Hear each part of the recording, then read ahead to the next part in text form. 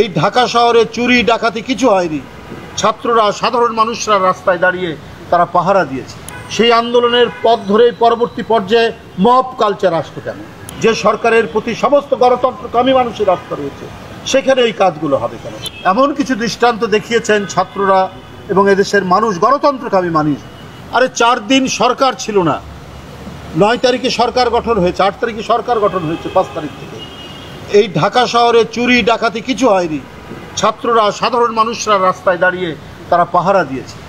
তো এই যে একটা মানুষের ঐক্যের যে ফল কত চমৎকার হতে পারে, আইনের শাসন এবং শৃঙ্খলা কত দৃষ্টান্তমূলক হতে পারে, উৎকৃষ্ট দৃষ্টান্তমূলক, সেই যে প্রমাণ তারা দেখিয়েছেন।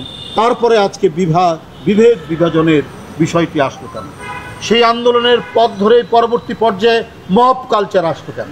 কেন এই প্রক্রিয়াটিকে, কেন এই ধরনের প্রাণঘাতী, অমানবিক, মানবতা বিরোধী একটি কাজ তৈরি হলো?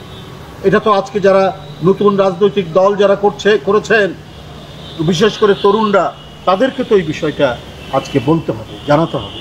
কেন এই বিষয়গুলো আজকে আসছে? কেন বাজারে আক্রমণ করা হলো? কেন মহিলা ফুটবলের উপর হামলা এবং এটিকে বন্ধ করে দেওয়া হলো?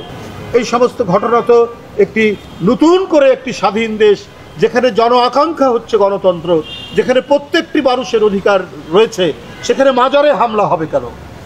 এই সরকারের সময়, শেখ হাসিনার পতনের পরের সরকারের, যে সরকারের প্রতি সকলের আস্থা রয়েছে, যে সরকারের প্রতি সমস্ত গণতন্ত্রকামী মানুষের আস্থা রয়েছে, সেখানে এই কাজগুলো হবে কেন?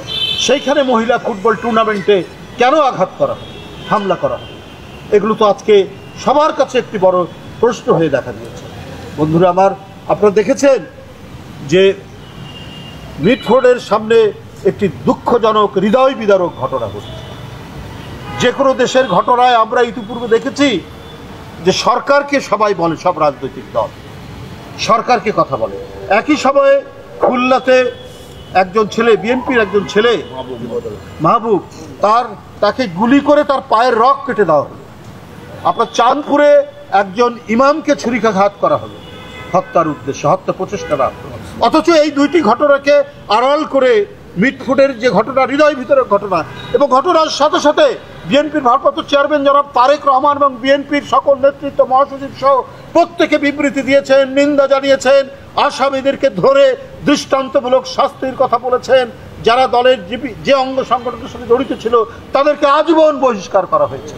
কিন্তু আমরা দেখলাম 2-1টি রাজনৈতিক দল ওই চাঁদপুরের ঘটনা, খুলনার ঘটনাকে আড়াল করে তারা এটিকে বেশি করে প্রচার দেওয়া শুরু করলেন।